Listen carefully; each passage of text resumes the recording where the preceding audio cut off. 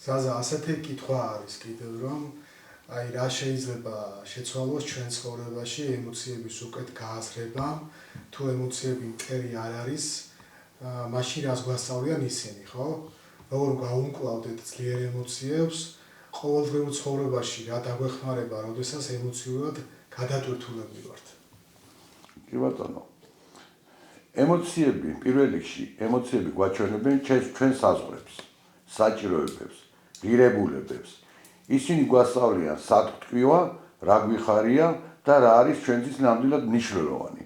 როდესაც მათ ვუსმენთ, ისინი გზავკვლევად იქცევა და არა დაბრკოლებად. ძლიერი ემოცია არის ენერგია. თუ მას ცნობიერად მართავთ, ეს ჩვენი ძალა ხდება და არა სისუსტე. თავარი რა არის, იცი რომ ნახეთ, რა ხდება ამ დროს ემოცია ყოველთვის მოდის, როგორც მოდის დადებითი ემოცია, შეიძლება წამოვიდეს ადამიანში, შეიძლება წამოვიდეს უარყოფითი ემოცია, ხო? მაგრამ ამ შემთხვევაში ნახე რას ვაკეთებთ და ყველაზე მთავარი, რომ ჩვენ კონცენტრაცია უნდა გავუკეთოთ ჩვენს ტვინს, ჩვენს თავს. უნდა შევძლოთ. ხო, ანუ არის მომენტი, როდესაც აკონტროლებ, ხო? რა თქმა უნდა, როდესაც ვერ აკონტროლებ. რა თქმა უნდა, არის. აიყურეთ რა ხდება ზუსტად მან ახლა ჩავშლი, რამდენადაც შეიძლება რომ ვისაუბრო, ჩავშლი. არის რა თქმა უნდა, როდესაც ემოციებს აკონტროლებ, არის როდესაც ემოციებს უშუალოდ ვერ აკონტროლებ, ხო? ეხლა მთავარი რა არის? ჯერ პირველ რიგში დავიწყოთ, რომ ემოციებს რატო ვერ აკონტროლებ? რაღაცა მიზეზი ხომ არის, რომ ვერ ავაკონტროლებთ, ხო? როგორ, იმიტომ რომ ახლა მაგალითად მოვიდა დადებითი ემოცია. რა არის აბა დადებითი ემოცია? აბა აი ამას თუ ვინმე გარკვევით სიყვარული, რაღაც კარგის განცდა. კი ბატონო, მაგრამ ეხლა მაინტერესებს, ეს დადებითი ემოცია ყოველთვის დადებითად მოქმედებს ადამიანზე? რა თქმა უნდა არა და გეტყვით რატო არ მოქმედებს ყოველთვის დადებითად? ნუ რა თქმა უნდა ეს ძალიან დაბალი პროცენტია და დაბალი პროცენტით არის, მაგრამ მაინც მინდა რომ შევეხო რომ გავმიჯნოთ, ხო, დავინახოთ უარყოფითი ემოცია, დავინახოთ დადებითი ემოცია. ნახე, ცხოვრებაში ალბათ თუ არ გვინახია და ღმერთმა დაგვიფაროს და არც გვანახოს, გაგვიგვია მოგისმენია რომ აი რაღაცა სიხარული აღტაცება ყოფილა და ადამიანი გარდაცვლილა. ანუ რა მოხდა მაშინ? მაგ დროს, ხო? ნახე, იმდენად მაღალი იყო ეს ემოციური ფონი, რომ ვერ გაუძლო გულმა, ვერ გაუძლო სისხლძარღვმა, ხო? და მოხდა იქ ან ინფარქტი, ან ინსულტი და ან რაღაცა ისეთი მდგომარეობა მოხდა, რომელიც ან დაზარალდა, მძიმე დაავადება მიიღო, ან თუნდაც ამით გარდაიცვალა, ხო, ადამიანი. მაგრამ ნახე, ჩვენ კი ვლაპარაკობთ დადებით ემოციაზე, მაგრამ ჩვენ ხომ შედეგი უარყოფითი მივიღეთ ამ დროს. ხო? ეს რა თქმა უნდა, კიდევ ვიმეორებ და გამეორდები, რომ ეს ემოცია, ესეთი პრობლემები ხშირი არ არის, ნეტა ღმერთმა სულ დადებითი ემოციები მოგცეს და მაგაში ვიყოთ, მაგრამ თავარი რა არის და რატო ვიძახი და რატო ჩავშალე ეს, რომ დადებითი ემოციების დროსაც მართვა უნდა ვისწავლოთ. ანუ ის აღტაცება, ის აღელვება, სიხარული და მაღალი აგზნებადობა არ უნდა მოხდეს სხეულში, იმიტომ რომ ეს წამიერია, ნახე, ეს წამში ხდება და წამში შეიძლება მივიღოთ ისეთი მდგომარეობა, რაც ახლა წეგან აღვნიშნე. ასევე უარყოფითი ემოცია, ხო? ეხლა უარყოფითი ემოცია უფრო ძალიან ფართო სპექტრია, ფართოდ არის გაშლილი და უარყოფით ემოციებში იგივე დაძაბულობა ხდება, იგივე მაღალი ემოციური ფონია, ანუ მაგ დროს უკვე ის ნერვული სისტემა არის აგზნებული, სხეული არის აგზნებული, დაძაბულობა, დაჭიმულობა და ძალიან ხშირად გვესმის, ხო, ის რომ აი მე ისა რაღაცა ამ ემოციებმა გადამიყვანა სხვა მდგომარეობაში და რაღაცა ვერ ვძნობ თავს კარგად და ძალიან ხშირად გვესმის, რომ ვიღაცა იძახის, რომ ძალიან ცუდად ვარ, ვიღაცა იძახის, რომ შფოთი მაქვს, ვიღაცა იძახის, ესა თუ ანუ მრავალ სხვადასხვა, ეხლა ძალიან რო არ დავკონკრეტე. თავარია გვახდევდეს ემოცია, რომ ეს ემოცია არ არის ჩვენი მტერი. არის უბრალოდ სიგნალი, გვაძლევს ჩვენ სიგნალს, თუ მას მოусმენ და არ ვებძვით, ის უფრო სწრაფად გაივლის. ანუ აიწია ემოცია, თუ არ დავიწყეთ ჩვენ ბრძოლა, თუ არ დავიწყეთ, არ გადავიყვანეთ ჩვენი თავი რაღაცა პანიკურ მდგომარეობაში და შვიდად შევხვდით ყველაფერს და დავწიეთ ჩვენ ემოციური ფონი, ის ავტომატურად ნელა-ნელა გაივლის. რა თქმა უნდა, მთავარია რომ ჩვენ ეს უნდა შევძლოთ. ამის უნარი უნდა გაგვაჩნდეს და ამის უნარი რომ გაგვაჩნდეს რა არის? ფიქრები, სწორად უნდა წავიყვანო და თუ შენ თავს დაუყენე საზღვარი, საკუთარ რესურსებს არ უნდა გადაჭარბება და ის უნდა ისწავლო არასთქმა. ანუ შენ თავს უნდა უთხრა ის უარყოფითი ემოცია რომ მოდის რა არა და თავს უნდა დაუწოდო, კონტროლი უნდა დაუწესო. ხო? ძლიერი ემოცია პიკს აღწევს ყოველთვის, იწევა მაქსიმალურად პიკს აღწევს და შემდეგ კლებას იწყებს. მას არ უყვევავთ ჩვენ, უბრალოდ ვფიქრობთ.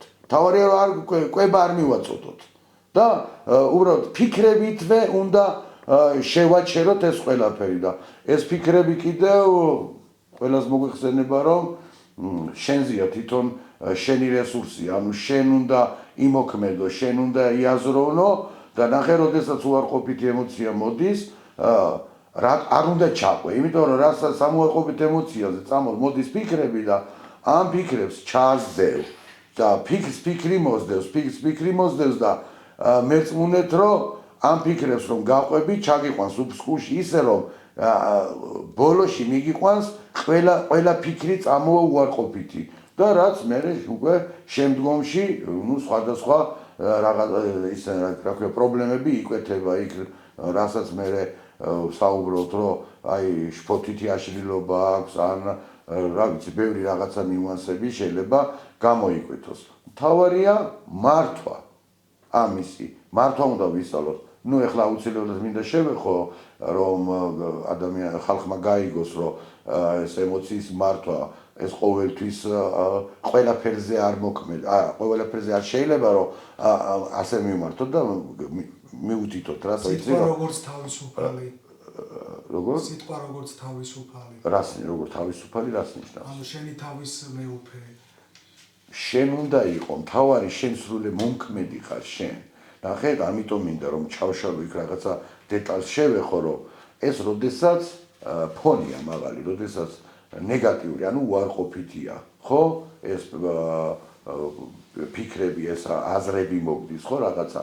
თავარი მანდ რა არის, იცი რომ შეხედე თუ იქ სხვა პრობლემაა გამოკვეთილი, მაგალითისათვის, როდესაც თუ ფსიქიური აშლილობაა, მაგ შემთხვევაში, რა თქმა უნდა, ჩემო კარგო, მაშინ მანდ ვერ ვისაუბრებთ, ეხლა რაც ვისაუბრებთ, რომ იცი რა შენი თავი აკონტროლო, შენი თავი წაიყვანო იმ მომრთულებით, რომ ფიქრებს არ ჩაყვე, გაანეიტრალო სიტუაცია, დადებით კონტექსტში გადაიტანო, გაერიდო, ან შეცვალო მდგომარეობა. იმიტომ რომ იქ უკვე სხვა მდგომარეობა და იქ უკვე სხვა მკურნალობაა საჭირო, სხვანაირად უკურნალობთ ამ ფსიქიურ დაავადებაზე, სხვანაირი მიდგომა, იქ სხვანაირი ენერგეტიკა უნდა შეიცვალოს, ენერგეტიკული ველი უნდა შეიცვალოს, მდგომარეობა უნდა შეიცვალოს, იქაც რა თქმა უნდა გააჩნია ფსიქიური აშლილობის მდგომარეობა, რა ეტაპზეა. თუ ეხლა უკონტროლოა ადამიანი და ანუ ვერ იმორჩილებ, ვერ ეხები ხელით, ესაუბრები,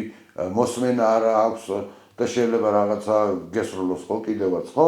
რა თქმა უნდა, მაშინ ეს უკვე სხვა მდგომარეობაა, ეს უკვე ასტრალური სხვა მდგომარეობაა, რასაც ნამდვილად რომს ჩაერიო, იქ იმ ჩარევას აზრი არ აქვს, მაგრამ თუ პაციენტი გემორჩილება, ესაუბრები, მიყავს იმ კულმინაციამდე, რომ შენ საუბარს მოусმინოს, შეგიძლია რომ შეეხო, შეამოწმო, ეს ენერგიები მიაწოდო და იქ ახლა ყველაფერს რომც ჩავშალო და აგიხსნათ მაინც რთულია გასაგებად, ახლა იქ მთელი რიგი თემებია, რომელი თემები როგორც კურნალობ და როგორც მუშაობ და მაგი ახლა მაინც ვერ ჩაწვდები რომ შენ ენაზე შენებურად გადმოგცე რომ შენ ეს ბოლომდე ჩაწვდე და გაიგო. ამიტომ არის რომ უნდა გაიმიჯნოს, ხო? პრობლემა, დაავადება თუ რაც არის, უნდა გაიმიჯნოს. რასანა გვაქვს საქმე, ემოციასთან გვაქვს, ფსიქოლოგიურ პრობლემასთან გვაქვს, ფსიქიურ პრობლემასთან გვაქვს, თუ უბრალოდ შენ თვითონა გაქვს შექმნილი შენი ატმოსფერო და გარემო, რასაც გადაიტანე უარყოფით რეჟიმში და მე იქ ჩაიკეტე და ყველაზე მთავარი აუცილებლად მინდა ვთქვა, რომ ჩაკეტვა ეს არის ძალიან ცუდი. თუ შენი თავი დააბრალე შენ თავს რომ მე იცი და შფოთი მაქვს, ესა მაქვს, ისა მაქვს და გაემიჯნე საზოგადოებას, გაემიჯნე ურთიერთობებს, ჩაიკეტე ოთახში და დღე და ღამე იფიქრე და ფიქრები მოძდევს და ჩაყევი, რა თქმა უნდა, არაფერს კარგს არ ვნებო და ყველაფერი მოვა ნეგატიური. ყველაფერი მოვა უარყოფითი ენერგიებში მოყვები, რაც შემდგომში იქედან გადავინაცვლებთ უკვე სხვა პრობლემაზე და სხვა დაავადებაზე. აი ეს არის ყველაზე მთავარი და ნახე რა არის შენ ახლა ყველაფრის შემქმნელი. აქ ფსიქოლოგიასთან მიმართებაში და როდესაც აი ეს იძახი რომ შფოთი მაქვს და რაღაცა ხო ნახე შენ უნდა იყო შენი თავის მართველი. შენი სხეულის მართველი შენ უნდა იყო, შენი სულის მართველი შენ უნდა იყო და შენი გონის მართველი შენ უნდა იყო. თუ შენ ვერ მართე და გაგექცა სადავეები და დაიწყო ან გონვა და მოგაწოდა ფიქრები მოგაწოდა უარყოფითი და ვერ დაიწყე სხეულის მართვა, სულის მართვა, გონის მართვა და ეს ფიქრები შემოუშვი და მიიღე და ყოველდღიურად დაემატა, რა თქმა უნდა, იქ უკვე ისეთი მდგომარეობა, რომ იქ აუცილებლად ესაჭიროება უკვე მკურნალობა და ამას უკვე შენით და ამას რასაც ვსაუბრობ ახლა, ამას შენით ვეღარ გააკეთებ და ვერ მიაღწევ უკვე მაგ შედეგამდე, რომ შენით დავუშვათ მოახდინო ცვლილება.